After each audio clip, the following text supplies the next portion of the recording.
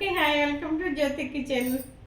ఈరోజు మనం 2 రకాల బజ్జీలు చేసుకుందాం. ఒకటి మిరపకాయ బజ్జీ, ఒకటి కొత్తిమీర బజ్జీ. కావాల్సిన పదార్థాలు: కొత్తిమీర, మిర్చి, శనగపిండి, బియ్యపిండి, సాల్టు, సోడా ఉప్పు, నిమ్మకాయ, వాము.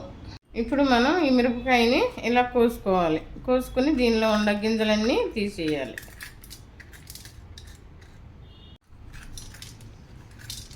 ఇప్పుడు ఈ కట్ చేసి పెట్టుకున్న వాటిల్లో వాము, కొంచెం శనగపిండి, కొంచెం సాల్ట్ కలుపుకోవాలి.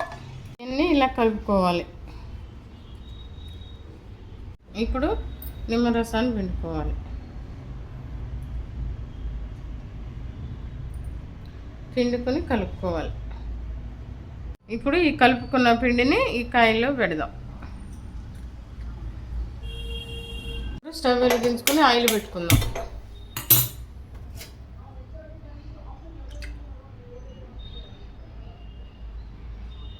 ఇప్పుడు మనం ఆయిల్ పెట్టుకున్నాం కదా, పొయ్యి మీద ఆయిల్ కాగుతుంది. ఇప్పుడు పిండి కలుపుకుందాం. 1 స్పూను వరిపిండి వేసాను. ఇప్పుడు కొంచెం సాల్ట్, కొంచెం సోడా ఉప్పు, ఇప్పుడు కొంచెం వాము వేద్దాం. ఇప్పుడు పిండి కలుపుకుందాం. ఇప్పుడు కొంచెం కొంచెం వాటర్ పోసుకుని పిండి కలుపుకుందాం. ఉండలు లేకుండా పిండి కలుపుకోవాలి. పిండి ఈ విధంగా కలుపుకోవాలి. ఆయిల్ వేడైందో లేదో చూద్దాం. ఆయిల్ వేడైంది. ఇప్పుడు బజ్జీ వేద్దాం. ఈ గ్లాసులో మనం పిండి పోయటం వల్ల మెరగాయి ఇలా అంతా మునుగుతుంది. ఇలా వేసుకోవాలి బజ్జీ.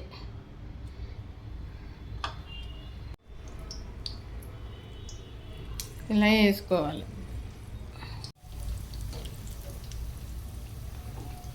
12 seconds later. ఈ విధంగా కలర్ వచ్చిన తర్వాత మనం తీసుకోవాలి. ఇప్పుడు కొత్తిమీర బజ్జీ వేసుకుందాం.